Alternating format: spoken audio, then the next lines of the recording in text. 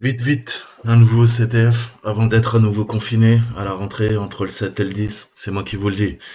Alors, mes frères, nous sommes réunis aujourd'hui en ce jour de l'Avent, septième jour, avant que le petit Jésus apparaisse. Il nous reste jusqu'au 25 pour voir toutes les techniques. Toutes les techniques, c'est un bien grand mot. Ce que vous devrez connaître si vous voulez travailler dans ce métier plus tard. Ok, donc là, on est sur la fin de la web exploit. Je crois qu'il y aura encore un ou deux challenges. Et après, on va passer à autre chose. On a vu qu'on avait quatre grandes manières. On va faire un peu d'OSINT. Euh, et je me rappelle plus des deux autres. M'en voulez pas, hein, j'ai une mémoire de poisson rouge. Donc, on va voir un peu le MongoDB. Mongo, ça n'a rien à voir avec les capacités connectives, intellectuelles et décisionnelles des membres du gouvernement depuis 2 ans dans notre pays. C'est juste une base de données, en fait, Mongo. Et on va voir un peu ce principe de SQL, NoSQL. Là, on va voir le NoSQL. Donc, qui n'est pas un langage SQL, comme vous l'avez compris. Donc, migration sans sécurité. L'équipe de développement qui gère les demandes de cadeaux des enfants a migré vers une nouvelle pile technologique. Ok. Ce faisant, ils ont laissé leur application vulnérable et Grinch Enterprise contrôle désormais l'accès au système. Oh mon Dieu. Il est partout, ce Grinch. Heureusement, les entreprises Grinch ont oublié de corriger le système afin que vous puissiez utiliser la même vulnérabilité pour récupérer les demandes de cadeaux pour les étudiants. Alors, je vous rassure, c'est beaucoup plus facile d'attaquer du NoSQL que d'attaquer du SQL. Donc, si vous en avez bavé avec moi sur mes vidéos d'injection SQL, eh ben là, ça devrait être plus facile. Enfin, moi, je trouve. Après, c'est un avis personnel. Encore une fois, c'est comme quand je donne un avis en politique. C'est totalement subjectif. Il n'y a rien d'objectif, c'est juste, voilà, ma vision du monde. Vous le savez, ma chaîne, c'est ma vision du monde. Je ne vous apporterai pas la vérité, je ne suis pas un gourou. Donc, qu'est-ce qu'on va voir? Bah, c'est quoi d'abord du NoSQL? Ensuite, on présentera la base de données NoSQL, comprendre pourquoi NoSQL existe, et qu'est-ce que l'injection NoSQL et l'utilisation de l'injection NoSQL pour contourner un formulaire de connexion. Alors, bah, une base de données NoSQL fait référence à une base de données non relationnelle, comme vous l'avez compris, qui est l'abréviation de non-SQL, ok? Et pas seulement SQL. Ok, mais ça, je sais pas comment c'est traduit. Attendez, laissez-moi jeter un coup d'œil en anglais parce que, ouais, non-SQL and not only SQL. Ok, donc il s'agit d'un système de stockage et de récupération de données. Les bases de données NoSQL sont couramment utilisées de nos jours pour les appareils du big data et les IoT, Internet of Things, donc Internet des objets comme on l'appelle en bon français. Ok, donc en raison de leur fonctionnalité puissante, puisqu'on peut faire des requêtes rapides, elles ont une facilité d'utilisation pour les développeurs, une évolution facile et une structure de données flexible. Dans mes CTF, je vous avais déjà montré Redis. On avait attaqué Redis, R-E-D-I-S. Voilà, c'est du NoSQL. On a MongoDB qui est utilisé vraiment partout, quoi. Donc c'est intéressant de connaître les technologies qu'on peut retrouver, mais il y en a d'autres. On a Couchbase, Couchbase, RavenDB, il y a plein. Donc, vous avez qu'à taper base de données NoSQL sur Google pour avoir de plus amples informations. Donc, on va essayer de couvrir les concepts de base de données NoSQL, la collecte d'informations, l'énumération et l'exploitation des vulnérabilités NoSQL. Donc, comprendre le SQL. Différents types de bases de données peuvent être couverts. Les fameuses MongoDB, Couch, Raven. Cependant, dans cette tâche, on va se concentrer sur MongoDB, ok, qui est extrêmement utilisé, qui est une base de données NoSQL gratuite et populaire, comme je vous le disais, de magasins de documents. On appelle ça des Document Store NoSQL Database. Donc, si je dois traduire proprement, ça serait base de données NoSQL avec magasin de documents. Ouais, j'aime pas trop cette expression, mais vous avez compris à quoi ça servait. Donc semblable aux bases de données relationnelles, MySQL, MSSQL, etc., MongoDB se compose de bases de données, de tables, de champs, mais avec des noms différents. Donc on parle de collections qui sont similaires aux tables et aux vues qu'on peut avoir dans MySQL, MSSQL, des documents qui sont similaires aux lignes ou aux records, aux enregistrements dans MySQL, MSSQL, et les champs qui sont similaires aux colonnes. Donc dans vos têtes, Collection, tout de suite, on parle de table. OK?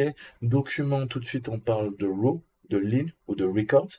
Et tout de suite, dans vos têtes, des champs, des fields, hein, c'est les colonnes. Mais bon, j'ai envie de vous dire, dans n'importe quel corps de métier, nous, les informaticiens, enfin, moi, je suis pas informaticien, ça se saurait, mais vous avez un jargon qu'il faut apprendre. Et puis, voilà, ça remonte au Moyen-Âge, hein, on vivait en corporation, et c'est une technique, hein, voilà, pour souder le groupe, on a un jargon. Qui comprend le jargon peut faire partie du groupe. Si tu comprends pas le jargon, bah tu fais pas partie du groupe. Hein, c'est un peu ça. Et au bientôt 21e siècle et demi, ça va pas changer. Ok, donc il faut apprendre le jargon, vous le savez. Et voilà, si vous voulez vous joindre à un groupe, eh ben apprenez leur jargon. C'est le meilleur moyen de gagner leur confiance. Petit cours d'ingénierie sociale. Donc on va voir un petit graphique, hein, qui montre un exemple visuel de ces termes, car nous avons une base de données qui s'appelle AOC 3. Ok? On a deux collections utilisateurs rôles. Tout de suite, collection, ça veut dire que j'ai deux tables qui s'appellent users and role. Ok? La collection des utilisateurs, donc des users, comporte deux documents. Deux documents dans ma tête tout de suite. Ok, ça veut dire qu'il y a deux records, deux enregistrements. Et les documents dans MongoDB sont des objets stockés, ok, dans un format appelé le BSON, ok, qui prend en charge le type de données JSON pour le stockage de documents. Je vois mes deux records, j'ai bien users, collection users, on est d'accord, et ils nous ont dit, il y en a un aussi, c'est row. Hein. Row, users, collection row. Donc là, on est bien. On a nos deux enregistrements, on a nos deux tables. Et qu'est-ce qu'on peut voir? Eh ben, il y a un document qui est formaté, donc un peu comme du JSON. Hein, on a ID, donc c'est toujours clé, valeur, clé, valeur, clé, valeur, clé, valeur. OK? Et on voit que ces deux documents sont stockés dans la collection user. Hein. Et on a plusieurs collections user et role qui sont dans la base de données AOC3. Il est utile d'examiner brièvement et de comparer les opérateurs de requête, MongoDB et MySQL. Donc le et, hein, typiquement, ce qu'on a vu, c'est-à-dire quoi? Le end, hein, ça devient $end minuscule. Le or majuscule, le ou, devient $or minuscule. Et le égal, ok, devient quoi? Equal, ok, donc EQ avec le dollar. D'accord? Donc, à retenir, hein, on voit que la syntaxe également change. Bah oui, mais pourquoi faire simple quand on peut faire compliqué? Je veux dire, si vous avez encore plus, hein, de syntaxe à apprendre, de termes qui changent alors qu'on veut parler de la même chose. Vous savez comment ça s'appelle ça? C'est pour empêcher la rétro-ingénierie, et ça peut être une technique aussi d'offuscation, hein, dans le renseignement, dans le secteur militaire. Hein, c'est quoi l'offuscation? Assombrissement, obscurcissement, brouillage. C'est une stratégie de gestion de l'information qui vise à obscurcir le sens qui peut être tiré d'un message. Bah, des fois, t'as l'impression que les informaticiens, ils font pareil, tu vois. Pourquoi faire simple? Je te donne un exemple. Windows 95, il y a un gars qui s'appelle Bill Gates, c'est un génie. Il a fait quoi? Il a fait un bouton start, bouton démarrer. Eh ben, pour arrêter l'ordinateur, comme dit ma mère, eh ben, il fallait appuyer sur démarrer. C'est logique, non? Voilà.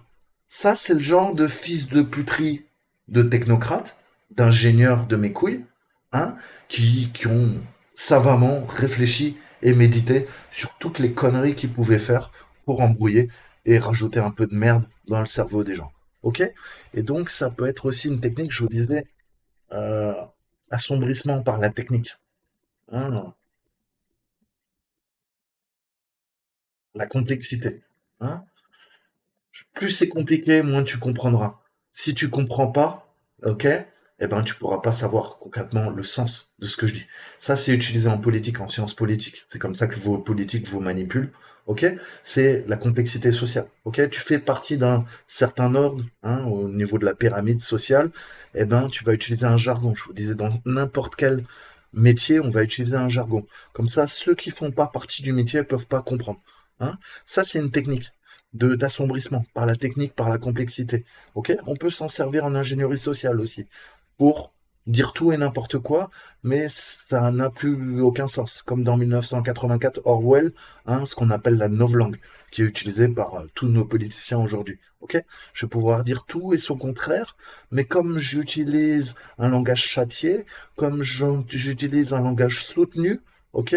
Eh ben, je sais qu'une partie de la population qui n'a pas fait d'études, ok, va rien comprendre à ce que je lui dis. Donc ça va me permettre soit de la manipuler, soit encore une fois, d'assombrir. Technique d'assombrissement, un brouillage, stratégie de gestion de l'information. Ok? Comme là, je sais pas, on vous a dit, vous inquiétez pas, vous allez pas être confiné. Ok? C'est juste pour vous faire comprendre que pour l'instant, là, pour les fêtes, oui, mais après, ça va venir. Ok? Mais ça, faut comprendre en fait toutes ces techniques narratives, de storytelling. euh, voilà, ça c'est de l'ingénierie sociale. Ok? Donc ça, on peut se servir aussi pour empêcher la rétro-ingénierie.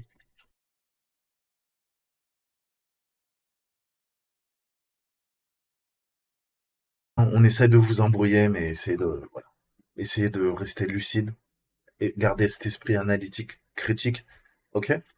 Et, euh, et voilà, et vous laissez pas influencer, pensez par vous-même surtout. Suivez pas le groupe, parce que le groupe, ça a été, c'est jamais signe de qualité. Le nombre ne fait pas la qualité, sinon ça se saurait. Donc, revenons à nos sujets. Ok, je fais un peu trop de politique.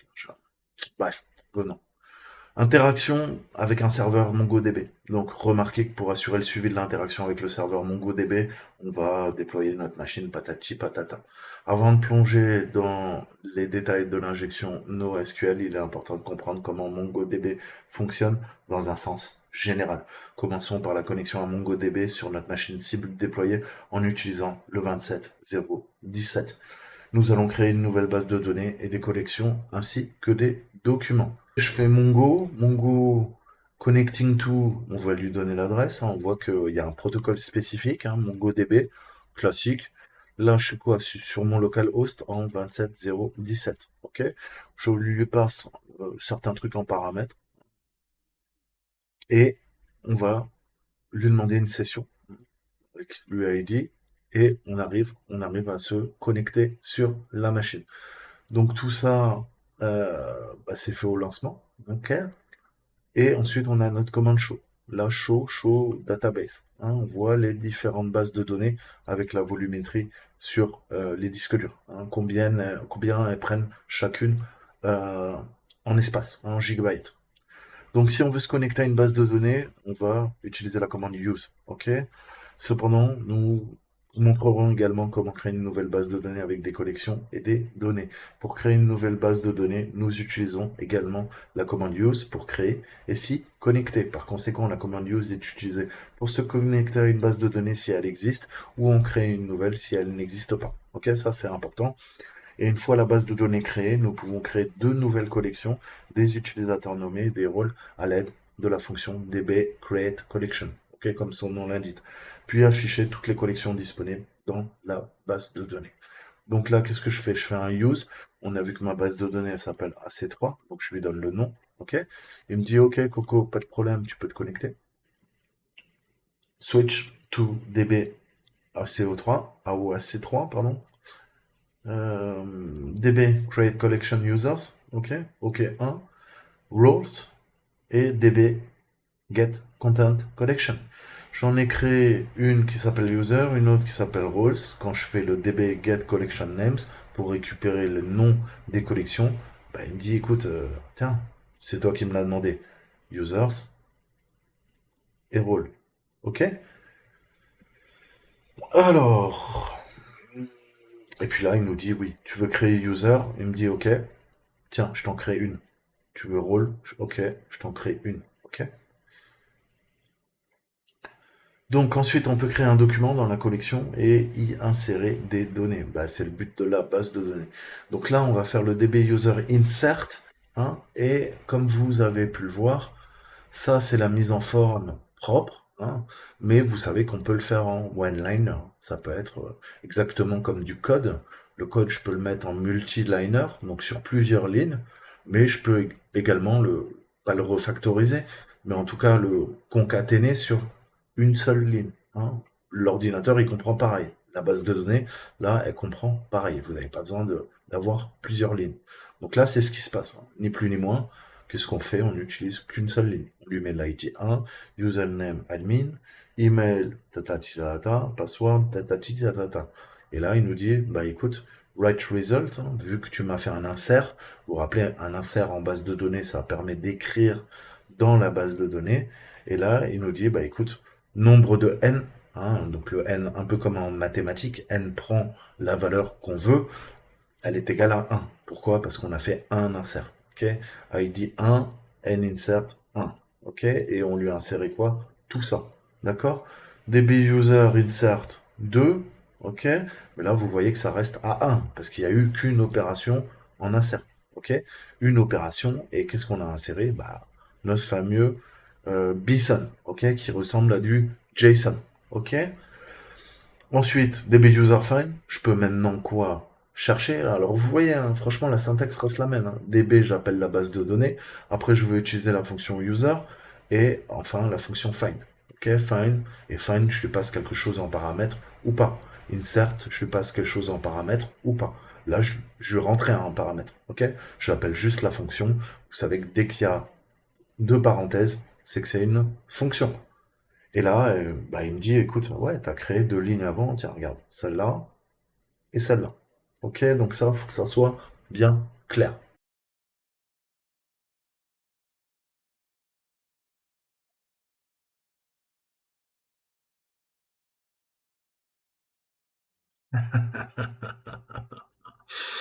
Et donc, THM, try, hack, me. Ok, donc on est sur le Mongo. On est sur le Mongo, on a le compte THM. Ok, donc là, je suis connecté en SSH au serveur. On a vu quoi? On a vu qu'on tapait Mongo, blablabla, blablabla, pour se connecter au localhost, hein. On a vu, c'est ce que je vous ai montré tout à l'heure. Je vous en parlais, je vais repasser en français. Ça peut sauter, ça m'énerve. Donc, je vous parlais des use commands, tout ça. On va voir ça ensemble. Donc, oui, parfait. Donc, je suis connecté en SSH. On a vu que pour se connecter à la base de données, on tapait Mongo. Et qu'est-ce qu'on a vu? On a vu que automatiquement il nous passe les paramètres. On a notre implicit session, la version de MongoDB. Ok, tac tac tac. Bref, plein de comment dire de textes, hein, qui nous expliquent un peu certaines choses. Et là, vous voyez que on a changé. On a cette petite flèche, ça nous indique techniquement qu'on est rentré dans la base de données. On n'est plus hein, dans mon bash classique. Ok. À partir de là, qu'est-ce que je vous ai dit? Je vous ai dit, on peut faire un show database. Hein? On a vu qu'en effet, ça nous énumère les bases de données et ça nous permet de voir, hein, la volumétrie, voir ce qu'il y a en termes d'utilisation disque. On a vu qu'on pouvait tout à fait créer quoi? Créer une base de données, ok? Ou aller requêter, je peux aller lui dire, écoute, là, FlagDB, ça m'a l'air assez sympa. Ok? Là, il me dit, ok, là, t'es rentré dans la base de données FlagDB. Et ensuite, on a vu qu'on pouvait créer tout ça, tout ci, ça. Donc, faire des mises à jour, faire des inserts, créer des collections, ok? Je peux faire des remove, patati, patata. Donc là, on est dans FlagDB, c'est un exemple, c'est juste pour vous montrer que ce qu'on a vu fonctionne parfaitement. Ok, on avait eu la création de collections, on a vu comment on pouvait faire un insert, et ensuite aller requêter, hein, sur les users. Est-ce que je peux le faire?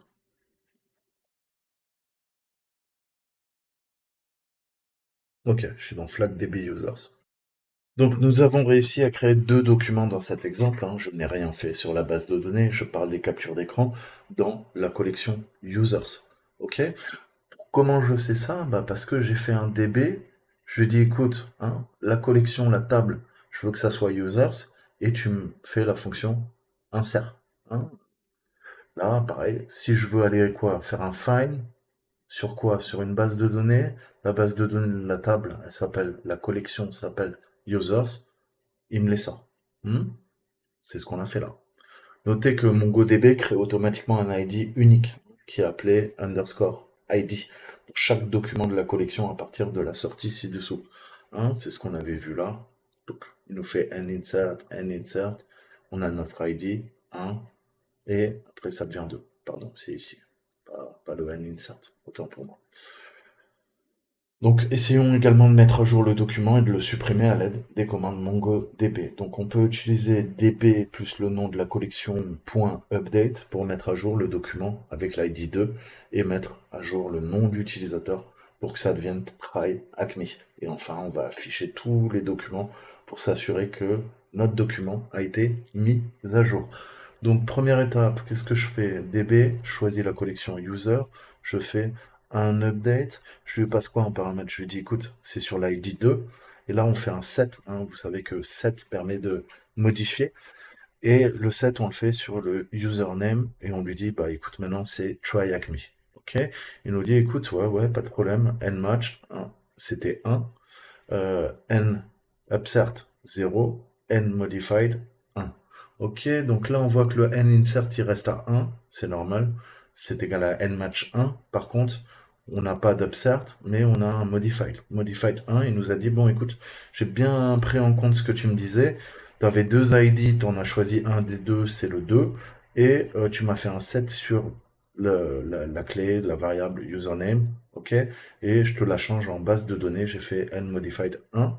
Du coup, on refait notre commande, qu'on avait vu là, et là, si vous comparez, quelle est la différence? On a quoi? Avant, on avait admin user, maintenant on a admin tryacme. Le reste n'a pas changé. Vous pouvez comparer ces lignes avec ces lignes. L'unique différence, c'est la modification qu'on lui a demandé. On lui a dit, écoute, username user, après on lui a dit username tryacme. Ok? Donc vous voyez comment on peut mettre à jour. Enfin, on peut supprimer le document.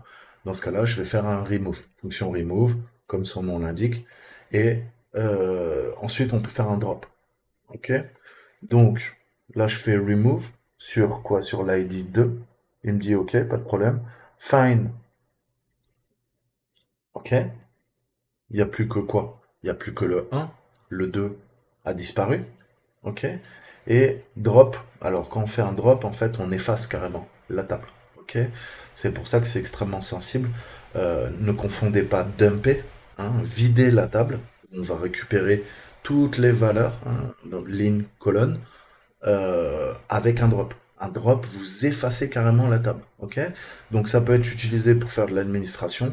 Après, ça peut être utilisé pour faire du déni de service. Je m'explique. Je pirate une base de données, je drop toutes les tables, ok? J'efface la base de données. La personne ne peut plus se connecter à la base de données. Je viens de faire une attaque cyber et d'effacer la base de données, ok? Donc, attention avec la fonction drop. Le dernier truc qu'on veut faire, quand vous faites un drop, vous êtes administrateur SGBD, d'après ce que j'ai cru comprendre, bah, c'est dangereux. Faites attention à ce que vous faites, ok? Parce qu'on peut se retrouver au chômage avec une commande. Surtout si on efface des tables importantes qui n'ont pas été sauvegardées, ou bref, qui sont extrêmement critiques sur un serveur de production. Par exemple, je dis ça comme ça. Donc maintenant, on sait à peu près interagir avec notre serveur MongoDB. On a vu, on se connecte en SSH, on tape Mongo, on se connecte sur le localhost puisqu'on est connecté en SSH à distance sur la machine et on peut lui passer des commandes. Alors, plein de petites commandes et puis la syntaxe c'est pas si compliqué que ça. Faut retenir le find, le remove, le drop, le insert, etc., etc. Ok. Donc maintenant on va voir. Pardon. Donc on a une question. Allez, on va faire séquentiel, ça sert à rien de. Donc interagissez avec le serveur MongoDB pour trouver l'indicateur. Quel est le drapeau? Donc moi, qu'est-ce que j'étais tout à l'heure? J'étais sur quoi? J'étais sur. On a vu, hein. Donc, si on résume, il nous faut trouver la collection, ok? Si jamais il y a un drapeau, il doit être dans une des collections présentes, hein? Les collections, vous vous rappelez, sortent de table. Il faut qu'on tape dans la base de données, ok? Et qu'on trouve quoi? Qu'on trouve dans les collections un document et qu'on l'énumère et on aura les métadonnées liées au document qui est présent dans une collection. Ok? Donc, on a vu qu'on avait flag et flag call. Hein, pour rappel. Si je dois faire show db ms, ok? dbs, sorry. Ok? On lui a dit quoi? On lui a dit use flag db. Ok? Ensuite, qu'est-ce qu'on veut? On va lui dire, ben, il faut regarder les collections. Ok? Je peux lui dire quoi? Je peux lui dire show collection, la call. Tout à l'heure, on faisait un DB users, hein, parce qu'on était dans users, et on lui demandait un find. Là, vous comprenez bien que on est dans quoi? On n'est pas dans users, on est dans flag DB. Ça ne va pas marcher. Donc, si je remplace users par flag DB, ça ne marche pas non plus. Donc, c'est normal, parce que la collection elle s'appelle flag call. Voilà. Donc, vous l'avez compris, qu'est-ce qu'on peut faire? Bah, on a plusieurs commandes. Pensez à faire le help. Je veux quoi? Je veux voir les bases de données. Je peux faire quoi? Je peux faire un show users. Ok, il n'y a rien. Show dbs. Ok, cool. On a flag db. Ok, qu'est-ce qu'on a utilisé tout à l'heure? On a vu que soit on utilise quoi? On utilise de la syntaxe simple, soit on parle, entre guillemets, en langage NoSQL. Ok? C'est légèrement différent. Qu'est-ce que je vous ai montré tout à l'heure? On discutait, je vous ai dit voilà toutes les commandes qu'on peut rentrer, et vous voyez qu'il y a même des raccourcis. Show DBS, c'est en fait show database. Ok? Bon, rien de bien compliqué, c'est une abréviation. D'accord? On a vu qu'on pouvait faire DB Create Collections, qu'on avait une table user, mais nous, c'est différent. Ici, c'est quoi? C'est que, bah, il n'y a pas de table user. Par contre, il y a flag database. Donc, je vais lui dire flag DB. OK? Ensuite, qu'est-ce que je peux faire? Je peux faire show. Si je fais un DBS, il me dit pas ce qu'il y a dedans. OK? Je veux quoi? Je veux, si je refais, je veux la collection qu'il y a dans la base de données. Donc, je peux faire quoi? Show collections. OK? Il me dit flag call. OK? Mais il y a moyen de faire une autre requête. Qu'est-ce que je peux lui dire? Je peux lui dire db dans flag db. OK? Tu me montres les collections.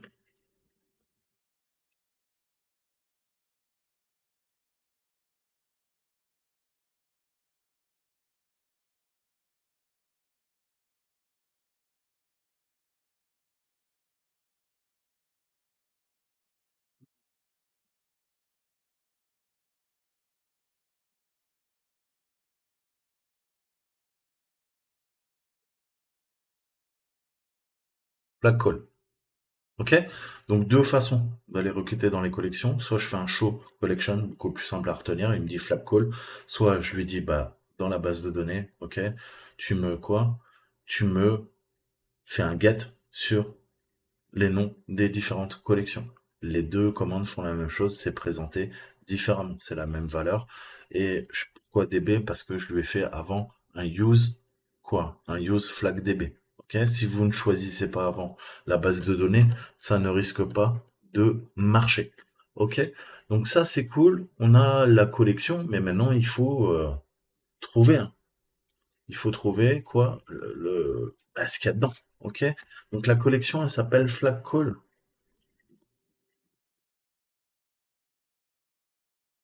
Et là, qu'est-ce que je vois? DB Michael Find.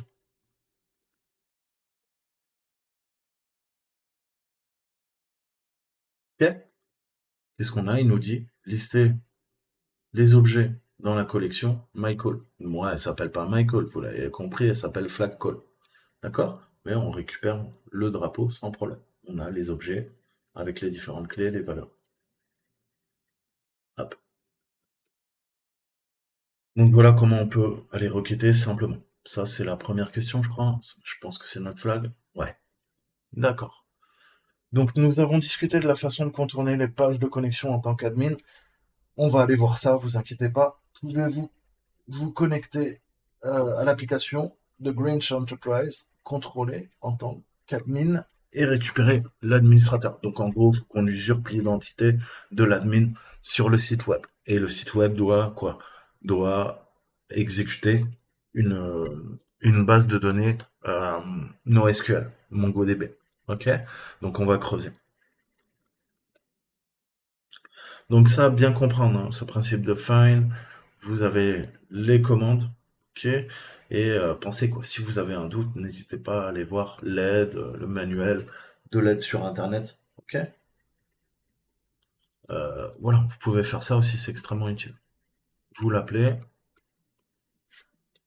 ok, il vous dit voilà, voilà tout ce que je peux faire, les différentes méthodes, hein, si tu veux aller requêter, voilà toutes les opérations que je peux faire en base de données, les appels, effacer, etc., etc. Hide, delete, many, drop, find. Hein, je vous en ai montré là dans le cours. Enfin, Track Me nous en parle de 4 ou 5, vous voyez qu'il y en a bien plus. Ok? Donc ça c'est cool. Ok? On accède, on récupère le premier drapeau. Maintenant on va revenir à nos cours. On s'était arrêté là.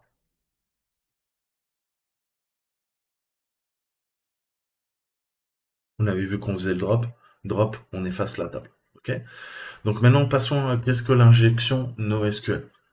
Donc maintenant qu'on a les connaissances de base sur le traitement des commandes MongoDB pour créer des bases de données, des collections, ainsi que insérer, mettre à jour, supprimer des documents, hein, ça parle de même. Hein. D'abord on insère, ensuite on met à jour, ensuite on supprime. Enfin, dans ce ordre-là, nous allons discuter de l'injection de NoSQL et des risques d'avoir une telle vulnérabilité dans une application web qui gérerait ça, en fait. Hein. Donc l'injection de NoSQL, c'est une vulnérabilité de sécurité web qui permet à l'attaquant d'avoir le contrôle de la base de données.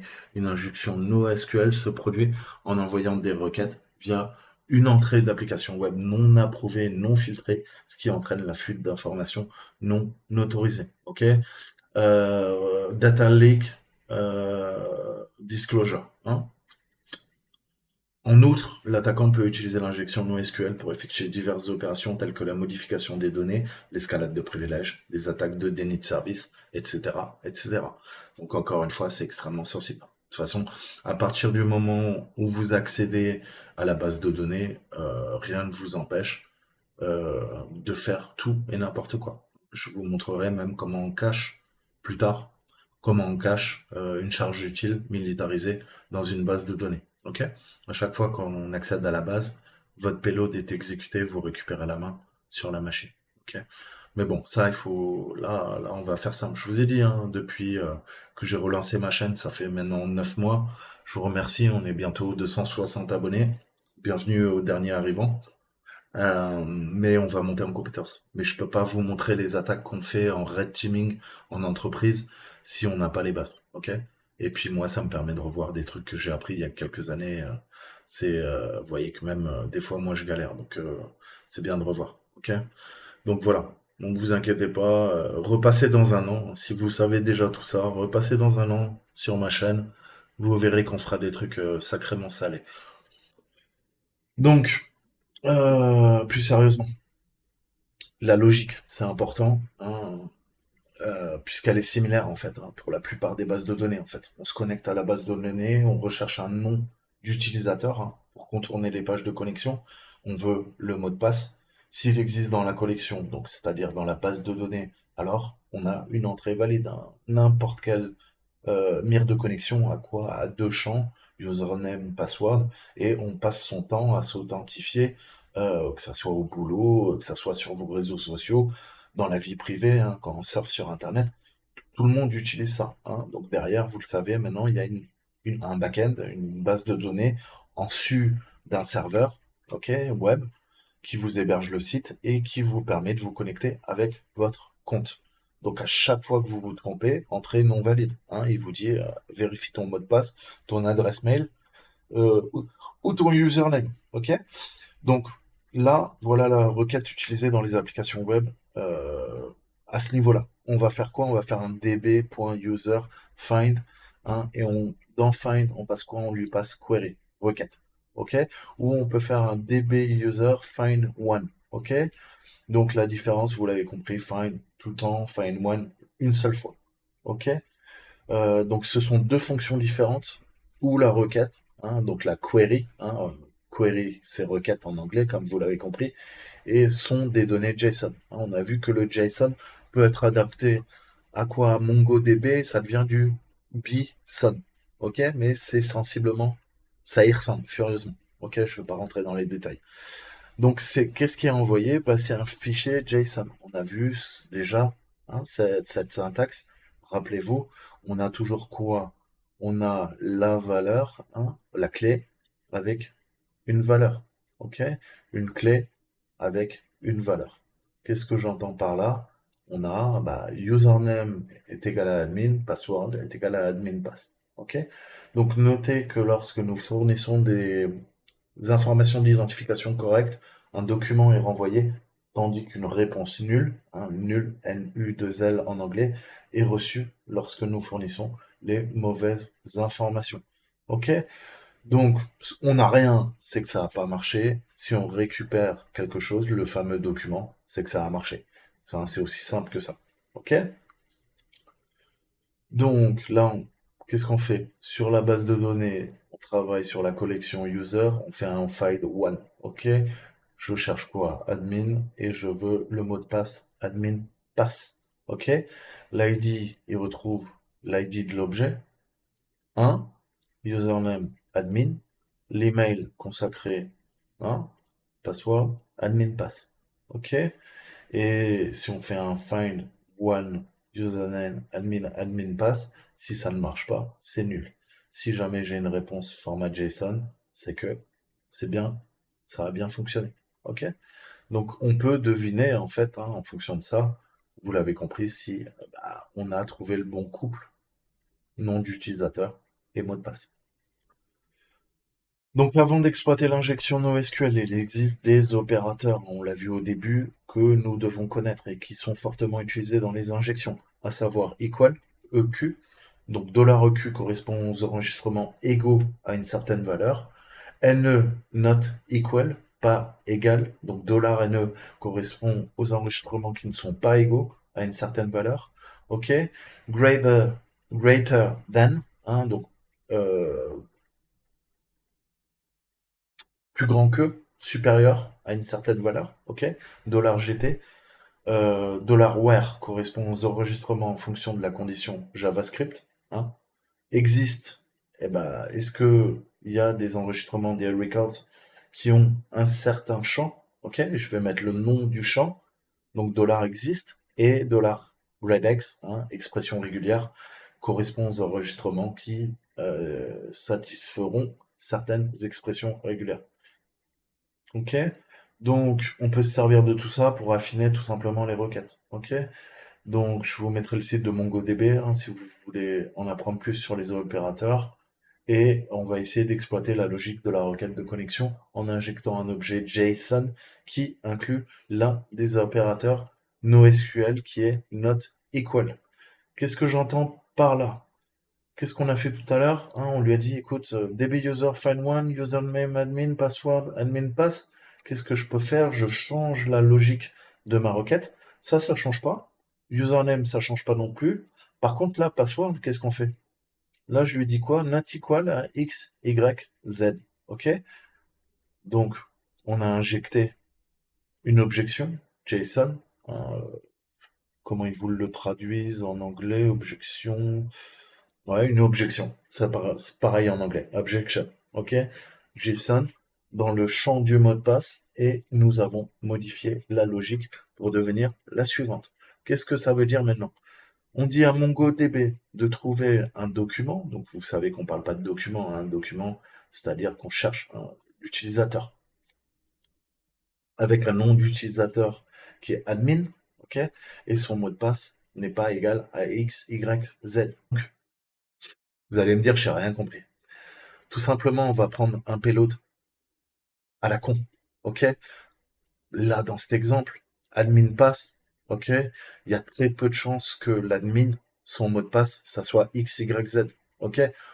Il y a une chance sur combien, ok? Est-ce que vous commencez vos mots de passe par XYZ? Il y a très peu de chances. Vous pouvez le faire, rien ne vous l'empêche.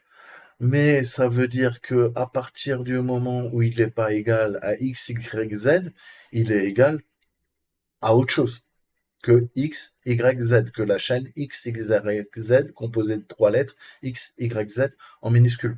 Donc admin pass, en effet, c'est vrai. Admin pass n'est pas égal à X, Y, Z. Hein, si on prend les trois premières lettres, c'est A, D, M. OK? Et la chaîne est plus longue. OK? Mais quand bien même ça serait un string de trois lettres, bah c'est pas X, Y, Z, c'est ADM.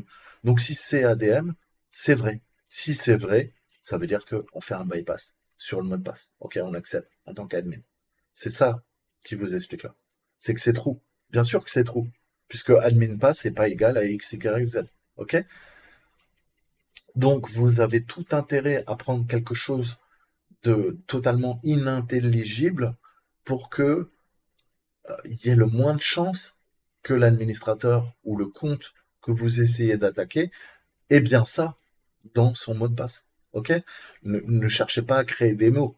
Si vous utilisez des mots, si j'avais testé admin pass ou administrateur, là je me mets des bâtons dans les roues, puisqu'il y aura, en termes de probabilité, beaucoup plus de probabilité, de chance qu'il y ait bien ces chaînes de caractères présents. Et que donc ça soit pas true, mais que ça devienne false. Donc mettez des trucs à coucher d'or. X, Y, Z, Z, Z, Z, Z, X, X, X. Ok? Un truc à la con. Mais le but, c'est que le booléen soit sur true. S'il est sur true, il nous donne accès. Voilà. Je résume très succinctement. Donc, ça nous permet de faire un bypass sur la page de connexion. Maintenant, disons-nous, si on voulait par exemple se connecter à un système en tant qu'un autre utilisateur, qui n'est pas admin cette fois-ci, dans ce cas, nous pouvons utiliser une injection dans un champ de nom d'utilisateur. Qu'est-ce qu'on va faire? On va faire un file one, et là vous voyez qu'est-ce qu'on vient de changer. Tout à l'heure on était sur password not equal, pas de problème. Par contre là, l'admin devient quoi? Eh ben là c'est pareil, not equal admin. Donc d'office, vous l'avez bien compris, si c'est pas admin, c'est tous les autres utilisateurs qui sont enregistrés dans la base de données, ok? C'est vraiment des conditions, ok? Des clauses, comment ils appelaient ça? Des objections en JSON, ok? Donc là, en fait, je vais pas m'amuser à chercher tous les autres noms d'utilisateurs. Si je peux dire à la base de données, bah écoute, c'est quoi, je les veux tous, sauf admin. Tu me le trouves, ok? Et on lui dit là, pareil, X, Y, Z. Il y a très peu de chances que X, Y, Z soit quoi? Soit le mot de passe de tous les autres utilisateurs qui sont pas admin. Et là, qu'est-ce qu'on fait? Bah pareil, bypass. Hein, page de connexion, on serait connecté en tant que non-administrateur, donc user simple, et on a injecté cette fois-ci deux objets JSON dans le nom d'utilisateur ainsi que dans le champ de mot de passe. Ok? On dit à MongoDB de trouver un document dont le nom d'utilisateur n'est pas égal à admin et son mot de passe n'est pas égal à XYZ, ce qui renvoie l'instruction comme true. Ça prend tout le reste. Ok? En gros, on est en train de demander à la base de données de faire une attaque de brute force. Mais tranquille, quoi. On lui donne juste des conditions et nous dit, ok, ouais, pas de problème. Et on l'exécute. Donc vous voyez comment c'est extrêmement sensible. Donc maintenant, on va voir un peu l'exploitation d'injection NoSQL. En plus, en su, plus en détail. Donc pour exploiter l'injection NoSQL dans l'application web, on doit trouver encore un point d'entrée, hein, comme à chaque fois, qui ne nettoie pas l'entrée de l'utilisateur. Ensuite, on doit comprendre comment l'application web transmet la demande à la base de données. Une fois que vous avez trouvé le point d'entrée, l'entry point, les requêtes de passage peuvent être modifiées, comme on vient de faire là. Parfois, l'application web accepte l'entrée de l'utilisateur via des requêtes. Hein, on va utiliser les méthodes get ou post en HTTP. Mais parfois, l'application web accepte uniquement un objet JSON, comme c'est le cas avec les API. Donc un exemple qu'on peut utiliser, hein, c'est faire une requête NoSQL avec différentes formes, du get, du post, on va travailler sur les objets JSON. Et comme on l'a vu, hein, comment on peut se servir de ça? On va pouvoir faire un array, un tableau. Ah, on a vu ça. Je vais lui dire, écoute, tiens, tu travailles là-dessus. Donc un tableau, pour rappel, hein, ça peut prendre plusieurs valeurs, à l'inverse d'une variable qui peut prendre qu'une valeur. Les tableaux, les listes, les arrays, ça dépend encore une fois du langage de programmation ou du langage de la base de données, mais ça permet de stocker plusieurs valeurs, hein. Et on a vu qu'on travaille sur quoi? Sur des keys et des values. C'est-à-dire que chaque clé a sa propre valeur. Donc là, on va aller requêter, on voit quoi? Bah, on travaille sur un fichier qui s'appelle search, hein. On lui passe quoi? Il y a le string query, et on lui passe quoi? On lui passe username, admin and row. On ouvre entre crochets. Donc si c'est un crochet, c'est que c'est un tableau. OK? Et on va pouvoir injecter ça pour lui dire quoi? Égal user. C'est-à-dire, grosso modo, que je veux que le username, hein, soit tout, grosso modo, toutes les valeurs que je vais passer dans mon tableau. Hein, la base de données va énumérer dans mon tableau. C'est un tableau, donc il peut stocker plein de valeurs. Elle va les parcourir. Elle va voir rôle admin. Ok, vas-y, ça dégage. Je veux que ça soit un utilisateur normal. Hein, je schématise au maximum. Donc on injecte l'opérateur MongoDB not equal dans notre tableau, hein, non égal, avec le paramètre role. Ok? Donc on a username, admin, and role not equal égal user. Donc ça permet de quoi? Bah, de faire une requête, de jouer sur ce fameux tableau, de pouvoir appeler plusieurs paramètres. On a username, on a role, et justement de pouvoir utiliser ce qu'on a vu là-haut. Je peux faire du equal, du not equal, du greater than, du GL, un greater less, ok, du where, du exist, des regex, etc., etc. Donc, cas normal où nous recherchons le nom d'utilisateur qui est égal au rôle d'utilisateur. Qu'est-ce que je vais faire? Je vais lui mettre user ben, username ben, et rôle utilisateur. Ok? Là, qu'est-ce qu'on lui demande? Eh ben, un rôle qui est not equal à l'utilisateur. Donc, on recherche pas, il faut pas que ce soit un utilisateur simple. Ça tombe bien parce qu'on recherche le compte de l'admin. Ok? Donc, vous voyez comment on fait des comparaisons. Est-ce que c'est equal, not equal? Là, le rôle, il est égal à user. Ok? On n'en s'est pas servi de tableau. Mais ça me permet de distinguer à la fois la clé username avec sa valeur, et ça me permet de distinguer le paramètre rôle, et en fonction de ce que je lui dis, je peux lui attribuer une valeur, ou je peux faire un tableau, et lui dire, bah écoute, je veux que tu me fasses de la comparaison, ok? Je veux que ça soit pas égal, ou que ça soit égal, que ça soit plus grand que, etc., etc., etc. Ok? Donc par conséquent, l'application web renvoie le résultat attendu par MongoDB. Maintenant, on va injecter MongoDB pour montrer les résultats inattendus. On va essayer de lister tous les noms d'utilisateurs qui ont un rôle d'utilisateur. Vous comprenez bien que, ok, ça, c'est un peu bizarre. Donc, à l'inverse, hein, là, qu'est-ce qu'on a fait? On a mis le role, on a ouvert notre tableau, on lui a mis le $NE égale user. Là, c'est là. Là, on le fait pas au rôle, on le fait au username. NE égale Ben, et rôle est égal à utilisateur. Ok? Donc, par conséquent, l'application web renverra de nombreux enregistrements de MongoDB qui ne satisferont pas la requête. Donc là, concrètement, on a quoi? On a égal à Ben et avec le rôle d'utilisateur. Donc, j'aurai tous les noms d'utilisateurs qui sont pas Ben, ok, égal à Ben, et qui restent quand même des utilisateurs normes. Ok, sinon j'aurais mis quoi? J'aurais mis admin. Ok, puisqu'on a vu que le rôle, en fait, techniquement, hein, on a quoi? On a des utilisateurs simples, des users, et on a l'admin qui est l'admin. Ok? Donc maintenant, on va essayer de se servir de toutes ces techniques pour venir attaquer l'application web qui fait tourner du MongoDB. On verra, je vous mettrai en description bah, les salles d'injection, injection de commandes et tout. J'ai dû encore une fois vous en faire une bonne partie. Je vais aller voir direct. Donc celle-là, faut que je vous la fasse. On va voir ça. Ça, c'est toutes les SQLI. On va continuer. C'est intéressant. El Common Injection. Ok, ils en ont rajouté. Je l'ai pas faite non plus. Parfait. Bon, bah écoutez, je vous ferai ça. Je vais essayer de faire ça demain tranquillement en calme. Ok, donc maintenant on va venir faire notre exercice. Donc pour rappel, hein, c'est ce que on discutait ensemble, enfin ensemble, je suis tout seul dans ma tête, mais je vous le disais, on va essayer de contourner les pages de connexion en tant qu'administrateur. On va essayer de se connecter à l'application de Greenshot Enterprise en tant qu'admin et récupérer notre indicateur qui est notre drapeau. Utiliser les connaissances données dans AOC jour 4 pour configurer Bugs Proxy. Bon, ça, je m'en fous. Ok. Et après, bah, on va tester, hein. Qu'est-ce qu'on veut se connecter en tant qu'administrateur? Ok. Qu'est-ce que je peux lui dire? Eh ben, pareil. Là, on fait quoi? On fait un username, admin. Donc, je veux que ça soit l'administrateur, mais que la clé password, ok?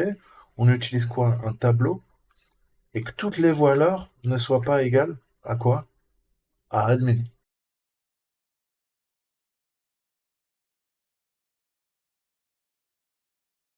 Ok, c'est bien ça. Forward, bad request.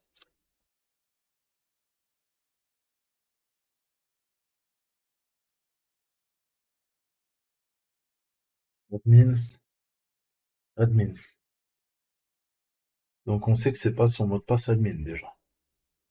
Maintenant, on est en poste. Qu'est-ce qu'on peut faire? Là, il vient de me dire, écoute, t'as essayé avec le username admin et le mot de passe admin, ça marche pas. Donc si admin marche pas, je vais lui dire quoi? Qu'est-ce que je peux faire? Qu'est-ce qu'on a vu? Je peux utiliser mon equal, ok? Et je lui dis, bah écoute, tu me prends toutes les solutions sauf admin, vu qu'on a vu qu'admin ça ne marche pas, ok?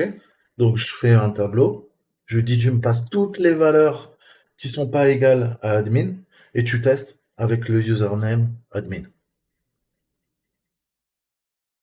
Get, dashboard, forward, et là, on fait log bypass. Ok? Je teste une fois. Il me dit, ton mot de passe, c'est pas admin. Je lui dis, ok, tu reprends admin, le username. Par contre, en mot de passe, je veux toutes les valeurs qui sont pas égales à admin, puisque je sais que son mot de passe, c'est pas admin. Donc voilà. J'espère que vous comprenez comment ça marche. Ok? Là, on intercepte le flag. Rien d'autre. On récupère notre drapeau. Vous voyez, hein, ça suit une certaine logique, en fait. C'est juste de la logique. Une fois connecté, utilisez la page de recherche de cadeaux pour répertorier tous les noms d'utilisateurs qui ont des rôles d'invités. Alors, des West, ok. Donc, on va se faire ça. Dashboard, ok. Dashboard, dashboard, il n'y a rien de spécial. Search, qu'est-ce qui se passe? Ça fait une recherche au niveau de l'API sur Search. Ok, je forward. User request. Donc, si je fais Toto, search, là, qu'est-ce qu'on voit? On voit qu'on intercepte un get avec quoi? Avec Toto et le fameux rôle. On va lui dire quoi? Qu'est-ce qu'ils veulent? C'est quoi notre petit exercice? Tous les noms d'utilisateurs qui ont le rôle d'invité. Donc, qu'est-ce que je peux lui dire? Je peux lui dire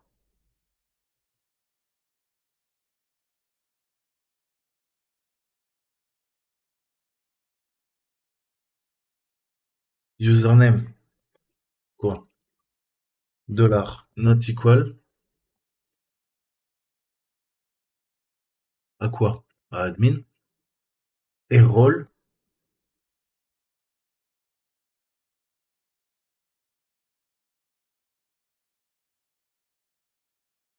Admin? Non. Rôle également. Je veux tous les users même qui sont pas admin. S'ils sont pas admin, bah, ils sont invités. OK?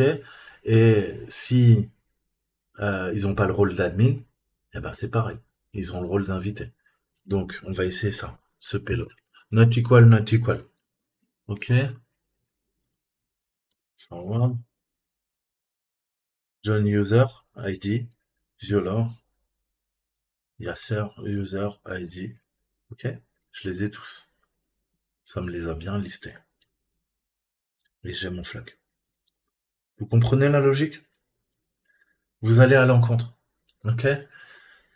Qu'est-ce que je voulais? Je voulais tous ceux qui n'étaient pas admin. Donc je lui dis bah qui sont pas égal à admin. Donc ça veut dire tous les autres. Il y a des guests, mais il n'y a pas que de guests. Il y a des users, il y a des guests. Là on voit qu'il y a des guests. Là on voit qu'on a un autre admin, mais c'est un in, c'est pas un admin. Ok? À bien différencier. Ok? La base de données, elle ne triche pas, hein. Admin ADMIN, c'est pas ADM1N. On est d'accord. Ça, c'est un user, ça, c'est un user, c'est un user, ça, c'est un guest. Mais je lui ai pas dit, je veux que tu m'affiches que les guests. Là, je lui ai dit, je veux que tu m'affiches tout ce qui est pas admin. Donc, il y a des users et il y a aussi des guests. Vous l'avez bien compris. OK?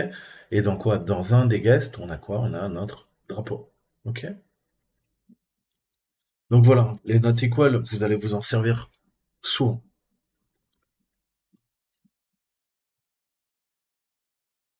OK. Utiliser la page de recherche de cadeaux pour effectuer une injection de NoSQL et récupérer l'enregistrement de Mac Skiddy.